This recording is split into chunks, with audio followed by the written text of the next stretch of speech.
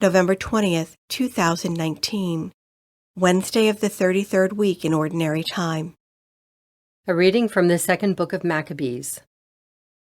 It happened that 7 brothers with their mother were arrested and tortured with whips and scourges by the king to force them to eat pork in violation of God's law. Most admirable and worthy of everlasting remembrance was the mother, who saw her 7 sons perish in a single day, yet bore it courageously because of her hope in the Lord. Filled with the noble spirit that stirred her womanly heart with manly courage, she exhorted each of them, in the language of their ancestors, with these words: I do not know how you came into existence in my womb. It was not I who gave you the breath of life, nor was it I who set in order the elements of which each of you is composed. Therefore, since it is the Creator of the universe who shapes each man's beginning as he brings about the origin of everything, he in his mercy will give you back both breath and life, because you now disregard yourselves for the sake of his law. Antiochus, suspecting insult in her words, thought he was being ridiculed. As the youngest brother was still alive, the king appealed to him, not with mere words, but with promises on oath to make him rich and happy if he would abandon his ancestral customs. He would make him his friend and entrust him with high office. When the youth paid no attention to him at all, the king appealed to the mother, urging her to advise her boy to save his life.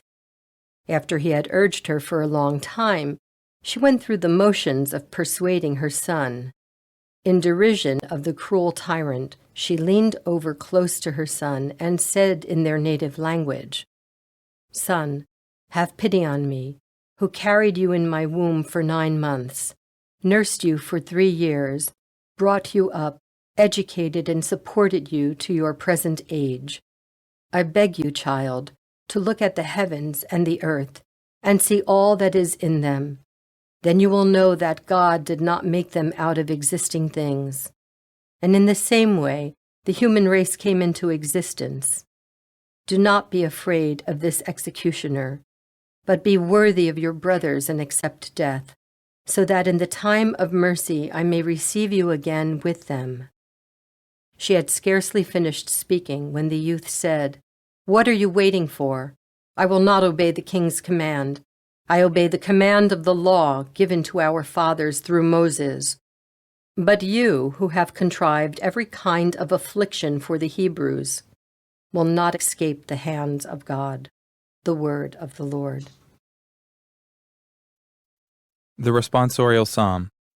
The response is, Lord, when your glory appears, my joy will be full. Hear, O Lord, a just suit. Attend to my outcry. Hearken to my prayer from lips without deceit. Lord, when your glory appears, my joy will be full. My steps have been steadfast in your paths. My feet have not faltered. I call upon you, for you will answer me, O God. Incline your ear to me, hear my word. Lord, when your glory appears, my joy will be full. Keep me as the apple of your eye. Hide me in the shadow of your wings. But I in justice shall behold your face. On waking, I shall be content in your presence. Lord, when your glory appears, my joy will be full.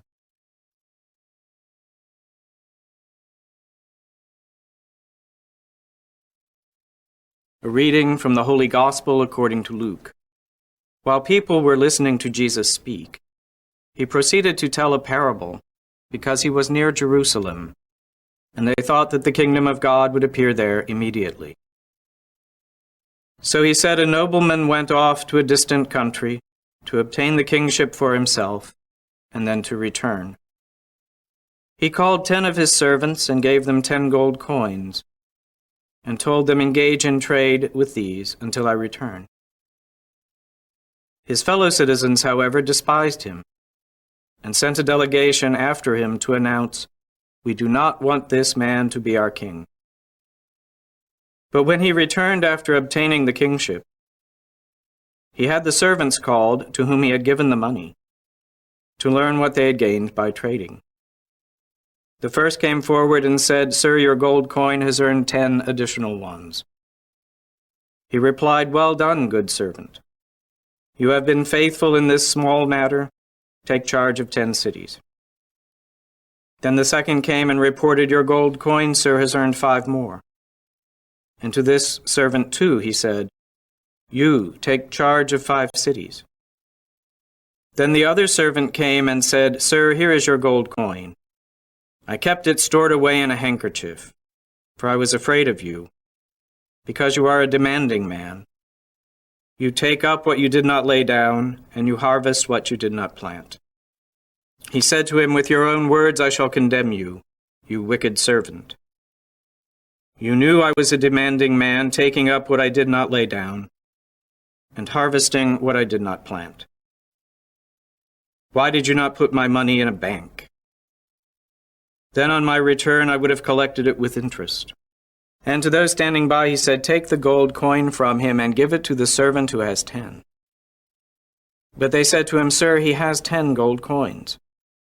He replied, 'I tell you, to everyone who has, more will be given. But from the one who has not, even what he has will be taken away.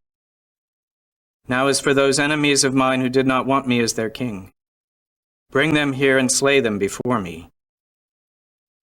After he had said this, he proceeded on his journey up to Jerusalem." The Gospel of the Lord.